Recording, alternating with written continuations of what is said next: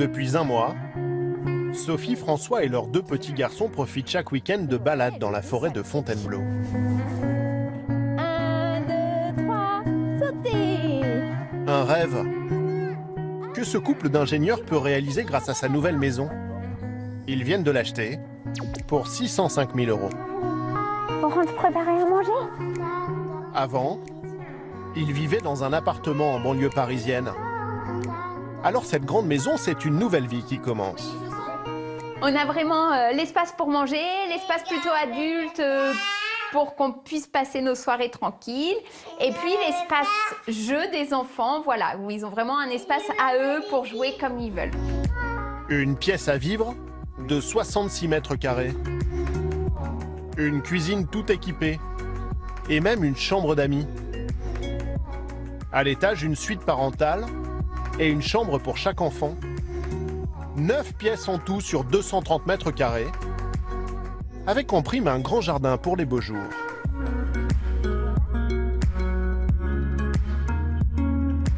On compte rester quelques bonnes années ici. Il y a l'espace pour agrandir si on veut agrandir la famille, il y a l'espace pour en profiter. Donc non, on compte pas déménager pour le moment.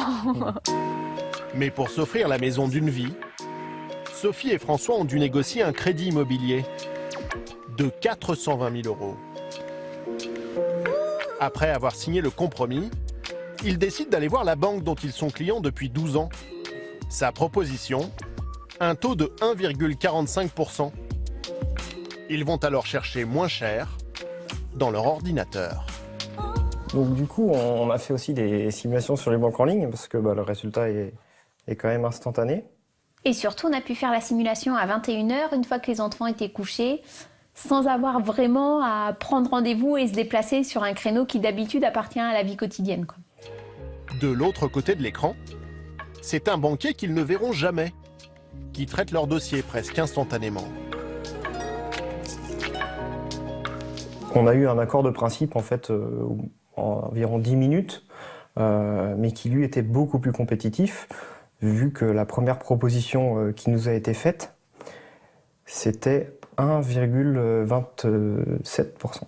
Et on a eu une très bonne surprise parce que finalement, quand on a monté le dossier de prêt et qu'on leur a renvoyé nos offres, finalement, ils ont même été jusqu'à nous proposer 1,09 % sur 19 ans, donc une proposition encore plus intéressante que la banque classique. Un taux bien inférieur au 1,45 % de leur banque. Une économie de 15 000 € sur 19 ans. Le couple a aujourd'hui fait de cette banque en ligne sa banque principale. Et si le guichet du coin de la rue, c'était devenu ringard? Depuis 2 ans, le torchon brûle entre la banque et ses clients. En cause, la hausse des frais bancaires. Alors près d'un Français sur 5 envisage de quitter son banquier, encouragé par la nouvelle loi sur la mobilité bancaire qui facilite les formalités. De quoi aiguiser l'appétit des banques en ligne. Au bout de nos doigts, elles nous proposent de gérer notre argent via Internet. Des primes de bienvenue, la promesse de frais réduits et d'un service équivalent à ceux des banques traditionnelles. Nouvel appart, nouvelle banque. Faut en plus que je m'occupe de transférer tous mes prélèvements. Mais non, laisse tomber. À en croire la publicité, il n'y aurait plus qu'à sauter le pas. Alors les banques en ligne vont-elles tuer les banques traditionnelles? Sont-elles vraiment gratuites? Et quels sont les pièges à éviter si vous devenez client? En tout cas, s'inscrire sur une banque en ligne n'a jamais été aussi rapide. Démonstration avec la petite dernière, N26, qui propose d'ouvrir un compte en un claquement de doigts. Une fois rentrées ses informations personnelles, le futur client reçoit un appel vidéo. Pour l'identification, j'ai besoin de 2 documents d'identité. Vous êtes en possession de les deux. À travers le téléphone, cette opératrice vérifie les papiers d'identité. Promesse tenue, en seulement 5 minutes, le compte est ouvert sur l'application. À peine 2 jours plus tard, la carte bancaire gratuite peut être utilisée. Résultat, ces 10 dernières années, 3 millions de Français sont devenus clients des banques en ligne. Avec une motivation, arrêter de payer des frais bancaires. Exemple, Paul, qui travaille dans l'aéronautique. Il a décidé de reprendre le contrôle, pas de son drone, mais de son budget. Sa bonne vieille banque lui coûtait trop cher. J'ai souligné donc la cotisation de la carte annuelle qui est de 45 €. 45 € pour sa carte bancaire, plus un abonnement internet à 2,50 € par mois, plus des frais de tenue de compte à 2 €, plus une option à 12,50 € pour sécuriser ses achats sur le web. L'addition est salée, 111,50 € par an. Les frais qui me paraissent pour moi, que j'ai du mal à comprendre, c'est les frais de tenue de compte, quoi. Ça fait un petit peu mesquin, quoi, d'avoir une somme de 2 €, quoi. L'abonnement, pareil, je ne vois pas l'intérêt de payer un abonnement pour Internet. Aujourd'hui, on est tous connectés et je trouve que ça devrait être offert. Il y a 2 mois, Paul a donc décidé d'arrêter les frais pour rejoindre une banque en ligne. Prime de bienvenue, 80 €. Ce qu'il y a de bien, c'est que non seulement on vous paye, bon, c'est pas grand-chose, mais derrière, à long terme, c'est que vous ne payez pas vos moyens de paiement, vous ne les payez plus. Ils sont complètement gratuits et puis là, il y a marqué 0 frais, 0 € de frais. Aucun frais et une carte bancaire gratuite, c'est l'arme de séduction massive des banques en ligne. Conquis par le concept, Paul est devenu client de 3 banques virtuelles et collectionne aujourd'hui les moyens de paiement gratuits. Alors j'ai les banques en ligne, donc ils m'ont donné les... Voilà, j'ai un chéquier ici chez Boursorama et un chéquier chez Hello Bank. Et puis les moyens de paiement, ils sont là, à disposition, donc 2 cartes Hello Bank. La carte donc Fortunéo. Ouais, Gold aussi. Gold. La banque en ligne, c'est pour lui un aller sans retour. Sa carte bancaire, qui lui coûtait 45 € chaque année depuis près de 20 ans, finira à la poubelle.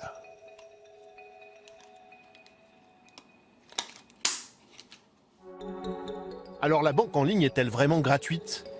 Eh bien en fait, pas vraiment. C'est ce que nous allons découvrir chez ING Direct, filiale d'une banque hollandaise.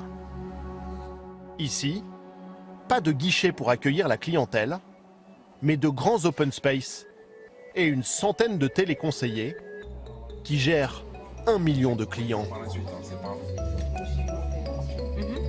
Je vais prendre votre nom, on va vérifier votre dossier ensemble.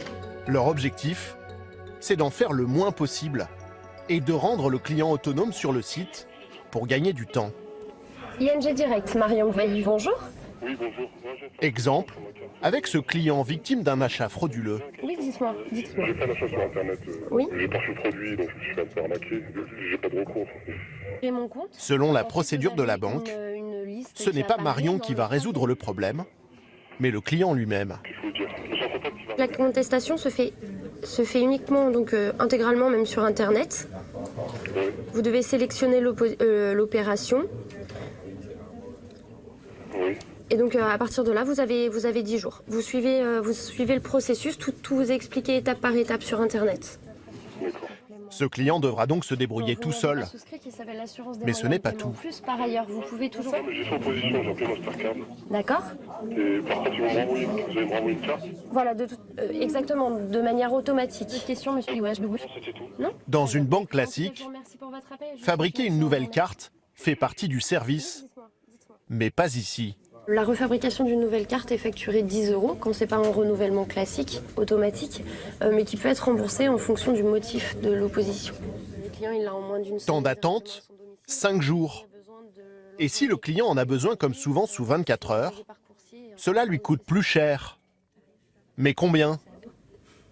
Visiblement, la question dérange. C'est combien la tarification? Ça, je le connais pas. Pour l'envoi en urgence, je le connais pas. Nous n'aurons pas de réponse. Et pourtant, dans le box de l'une de ses collègues, cette affichette mentionne les tarifs des opérations dites exceptionnelles. Le renouvellement en urgence de la carte bancaire coûte en fait la bagatelle de 70 €. Derrière la promesse de gratuité, la banque en ligne est donc parfois payante. C'est ce qu'a constaté Guillaume Clavel, qui dirige un comparateur de frais bancaires sur le web. Bravo, alors on a des bonnes performances, de bonnes visites alors. Bien joué. Sa cellule de veille passe au crible les grilles de tarifs de 180 banques. Conclusion, les banques en ligne se payent grâce à vos faux pas et aux incidents du quotidien. Elles ne vous feront donc pas de cadeaux. Elles sont toujours moins chères pour le courant, elles ne sont pas toujours moins chères pour des opérations exceptionnelles. Dès lors que je vais avoir une lettre d'information parce que je vais dépasser mon découvert, ça va coûter plus cher chez Hello Bank que dans beaucoup d'autres banques. Chez Fortunéo, si je n'utilise pas ma carte pendant 4 mois, alors je vais être facturé 20 €. Son conseil, mieux vaut les éviter si vous n'êtes pas parfaitement à l'aise sur Internet. Les banques en ligne sont faites pour les gens qui sont autonomes. Dès lors que je veux avoir de l'assistance pour faire un virement, que je veux le faire avec un conseiller qui va le faire pour moi au téléphone. Si je veux commander un chéquier et que je vais le faire par téléphone en parlant à un conseiller. Si je veux relever le plafond de ma carte bancaire et que je veux parler, alors chaque fois, par exemple chez Boursorama Banque, je vais payer 5 € pour relever mon plafond, je vais payer 5 € pour commander un chéquier, je vais payer 5 € pour faire un virement. Alors que dans d'autres banques et dans des banques traditionnelles, c'est moins cher, même si je le fais au guichet avec mon conseiller personnel. Les banques en ligne ne tiennent donc pas toujours leurs promesses zéro frais. Et pour gagner de l'argent, elles ont une autre stratégie. Attirer en priorité les clients les plus rentables. Retour chez ING Direct à Paris, au service ouverture de compte. Chaque jour, Mélissa examine de près des dizaines de dossiers. Il faut vérifier sa pièce d'identité, sa facture en fin de compte l'ETF, si ça correspond bien à l'adresse qu'il a indiquée sur sa convention. Et ensuite, c'est ce qu'il a des revenus, son bulletin de salaire. Pour ce client, il touche par mois 3 138,58 €. Son bulletin de salaire correspond bien à ce qu'il a renseigné et à nos plafonds de paiement et à l'offre bancaire. On va pouvoir lui ouvrir le compte. Et surtout lui offrir la carte bancaire gratuite, réservée au portefeuille bien garni. 1 200 € de revenus mensuels ou 5 000 € d'épargne. Objectif, attirer les clients les plus riches pour capter leurs économies grâce à l'offre de produits financiers de la banque. Ça, c'est la mission de Julien Schall. Avec son équipe, il élabore des stratégies pour vendre des placements aux clients de la banque. Exemple, un nouveau fonds d'assurance vie dont il prépare aujourd'hui le lancement. Et Elsa, du coup, on va s'adresser à qui? On a à peu près le plan clair sur le ciblage? Alors, on aura du push en mailing, comme disait Thibaut. En français. Sur ça, on a avancé sur les créas et on... Cela signifie que l'équipe finalise aujourd'hui le mail pour vendre ce nouveau placement à ses clients. Car l'assurance vie est un produit particulièrement rentable pour la banque. Aujourd'hui, on a plus de 170 000 clients qui nous font confiance pour des produits d'investissement, donc de l'assurance vie, des comptes ou des PEA, et on a pratiquement 5,5 milliards d'encours. 5 milliards d'euros placés par les clients, qui rapporteraient chaque année à la banque une belle commission. Plus de 10 millions d'euros selon nos estimations.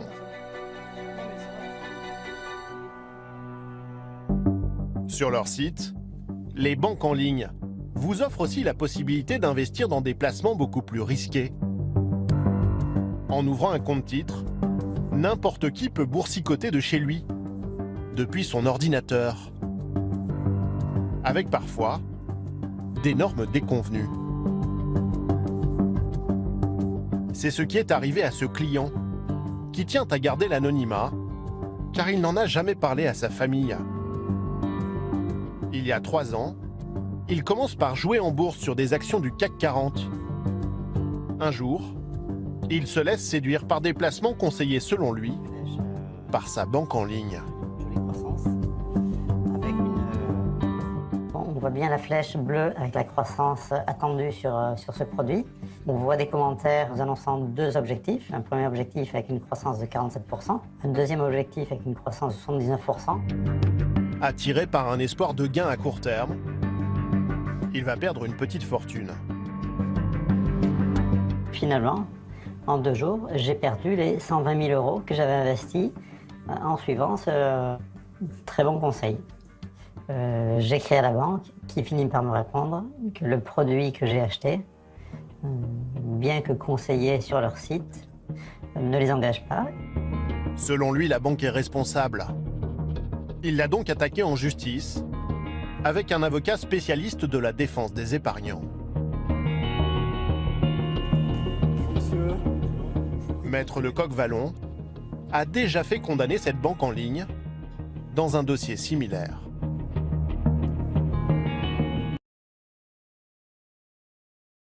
Là, dans le cadre de sites internet, donc avec de la bourse en ligne, des produits qui a priori sont tellement techniques qu'ils sont réservés aux professionnels, vous avez une maximisation des risques de catastrophe pour le client. Selon lui, la banque n'a pas respecté ses obligations légales. Elle aurait dû prévenir son client sur les risques encourus avec un message clair. Est-ce qu'il aurait fallu qu'un conseiller décroche son téléphone et appelle? Oui, bien sûr. Attention, vous faites quelque chose de particulièrement risqué, que vous ne connaissez pas et qui peut générer des pertes allant jusqu'à la destruction totale du capital investi. Interrogé, la banque en ligne se retranche derrière le secret bancaire. L'affaire sera jugée dans quelques mois. Dans le monde des banques virtuelles, se cachent parfois des mésaventures bien réelles pour leurs clients. Mais face aux banques traditionnelles, une autre alternative a fait son apparition et cette fois, aucun risque de banqueroute. Depuis 3 mois, cette agence bancaire parisienne a un nouveau concurrent sur le trottoir d'en face. Entre la vente de cigarettes et de jeux à gratter, le patron ouvre plusieurs fois par jour des comptes en banque. Bonjour monsieur. Je peux ouvrir un compte nickel. Oui, vous voulez ouvrir un compte nickel? Moi j'aurais besoin d'une pièce d'identité. Le compte nickel est ouvert à tous, sans condition de revenu. Déjà 500 000 clients en 3 ans. Française. Voilà, ça c'est bon. Et un numéro de portable. Vous avez un téléphone sur vous? Donc c'est bon. Donc la carte elle coûte 20 €. D'accord. 20 €, c'est le tarif annuel pour un compte accompagné d'une carte bancaire qui permettra à Khalifa, originaire d'Égypte, de retirer de l'argent ou de payer chez des commerçants. Elle est accessible aux interdits bancaires, mais les empêche de dépenser l'argent qu'ils n'ont pas. J'ai beaucoup de problèmes avec des découvertes, avec des prélèvements qui ne passent pas. Plus, mon conseil est toujours en vacances. Fini donc la banque traditionnelle pour Khalifa, qui devra alimenter son compte par virement sur Internet ou chez son buraliste. Donc là, je valide 30 €. Donc voilà, félicitations, votre compte est ouvert. Je vous remets votre carte, votre RIB. Ici, le client paye une commission à chaque dépôt, 2% de la somme versée. Chaque retrait lui coûte 50 centimes. Et dans un distributeur automatique, c'est 1 €. Redonner un compte aux 2 millions d'interdits bancaires. Derrière cette belle idée, une affaire rentable qui a fait la fortune de 2 entrepreneurs. À Nantes, Riyad Boulanoir et Hugues Lebray sont à la tête d'une entreprise florissante. 20 millions d'euros de chiffre d'affaires l'année dernière. Créée il y a 3 ans, elle compte déjà une centaine de salariés, bientôt le double, dans ses bureaux flambant neufs. C'est pour l'ensemble des recrutements que l'on prévoit dans les prochains mois. Et donc il y a une trentaine de personnes qui arrivent dans les prochaines semaines. Modèle économique de la start-up, gagner de l'argent grâce aux exclus de la banque, en taxant les petites opérations du quotidien. Chaque client paye en moyenne 46 € de frais par an. Avec ces 46 €, on gagne quelques euros qui nous permettent, fois 530 000, de pouvoir recruter des gens. Et donc au lieu de dire « je vous fais des trucs gratuits qui nous coûtent de l'argent et puis je vais me refaire sur la bête par derrière sans vous le dire », nous on dit « je vous fais payer mais je vous fais le juste prix pour la prestation de service ». Et on dit comment on gagne notre vie, on est transparent sur nos marges, les gens savent qu'on gagne notre vie, il faut juste avoir un prix juste, et ils n'ont aucun problème pour payer. Et on ouvre plus de comptes que toutes les banques qui font les comptes gratuits, tous les mois. en le faisant payer 20 €. L'année prochaine, les deux boss visent le million de clients. Leur entreprise vient juste d'être rachetée par BNP Paribas pour 200 millions d'euros, selon la presse. Alors la banque à papa est-elle condamnée? Faut-il se préparer à un monde sans agence, sans guichet et peut-être même sans carte bancaire? Bonjour monsieur, je voudrais 3 pains au chocolat s'il vous plaît. Demain, c'est peut-être avec notre smartphone que nous achèterons nos viennoiseries. Grâce à une application récemment mise au point par le leader français des télécoms. Merci à vous. Merci. C'est un outil du quotidien, le téléphone, on l'a tout le temps dans sa poche. Et c'est vrai que nous, chez Orange, nous avons cette conviction que demain, beaucoup de gens utiliseront le téléphone pour faire des paiements. C'est l'avenir, mais c'est déjà le présent. Payer grâce à une appli, c'est leur arme fatale. L'innovation grâce à laquelle le géant du mobile espère s'imposer face aux banques traditionnelles. Dans un mois, il lancera lui aussi sa banque en ligne en s'appuyant sur son réseau de 600 boutiques et ses 28 millions d'abonnés. De quoi bouleverser le secteur. À côté des gadgets en tout genre, ces nouveaux box individuels serviront à ouvrir des comptes en banque. Ici, effectivement, ça fera partie des agences en France qui proposeront l'offre dont vous parlez. Je suis très bien avec ma banque, on va dire aujourd'hui. Après, reste à voir ce que Orange va me proposer et quelles seront les offres qu'elle va me proposer. Objectif, 2 millions de clients d'ici 10 ans. Géant des télécoms, banque en ligne et même bientôt supermarché. Tout le monde en veut décidément à votre argent.